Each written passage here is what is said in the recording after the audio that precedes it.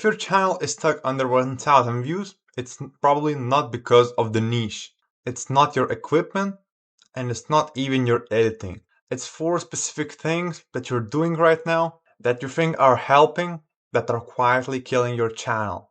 So let's fix that. Most small channels don't have a content problem, they have a habit problem. They're doing things they've seen other big creators do, and they think it's the right move.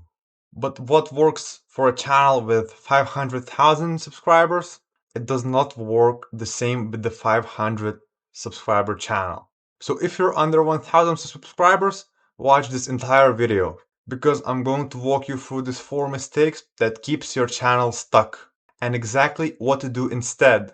But before we get into it, if you want to stop guessing and build a channel with a real strategy, I have a community called Freedom Through YouTube. People inside are growing and monetizing faster than they expected because they're figuring this out not alone. So link is in the description. Now let's get into this video. Now the first mistake is asking for subscribers too early. So here's what a lot of small channels do in their first 30 seconds. Hey guys, if you like this content, make sure to hit that subscribe button. And they probably do it not once, but twice, or 3 times, or 4 times, or how many more times they can possibly do. And I get it, you want subscribers, and that's the whole point. But here's a problem. The viewers that just landed on your channel, they don't know if the content is good yet. You're basically walking up to a stranger and asking them to commit before they even said hello. And a moment a viewer feels pushed, they're gone. Think about it like a first date. You don't just propose in the first 5 minutes. You build trust first, you show value, you give them a reason to want more. So the fix is simple. Save your subscribe ask for the end of the video, after you've delivered the real value, after they watched and thought, okay, this person actually knows what they're talking about. That's when the ask lands, and that's where it converts. This is where most beginners mess up. They want the reward before they've done the work.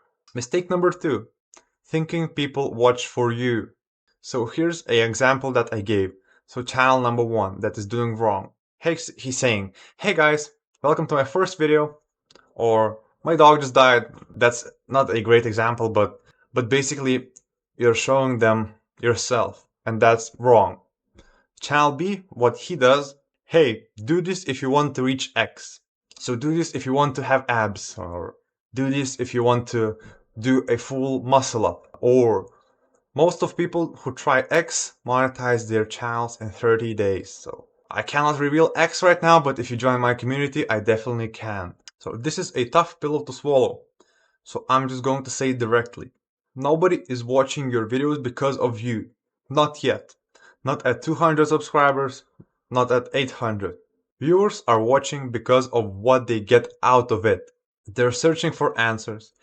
They want to learn something. They want a problem solved. You are the vehicle, not the destination. When beginners misunderstand this, here's what happens.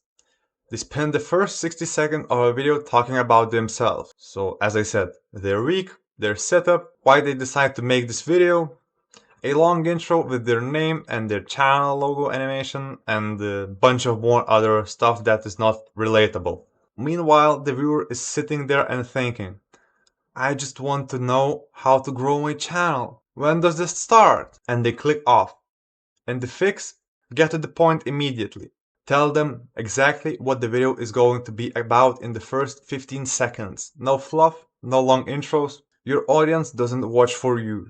They watch for what you give to them. So lead with that every single time. And this one kills growth fast, because a slow start doesn't just lose one viewer.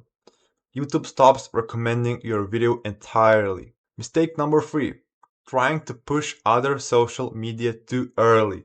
So we can just do a bunch of X's, because you don't need no Facebook in the beginning, no Instagram, and no X. You're 400 subscribers in, and someone in a Facebook group told you that you need to be on Instagram, TikTok, Pinterest, and Twitter to grow.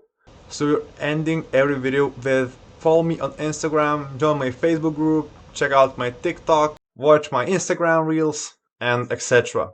And here's the honest truth. Nobody cares. Not yet. You haven't built enough trust on YouTube for people to want to follow you somewhere else.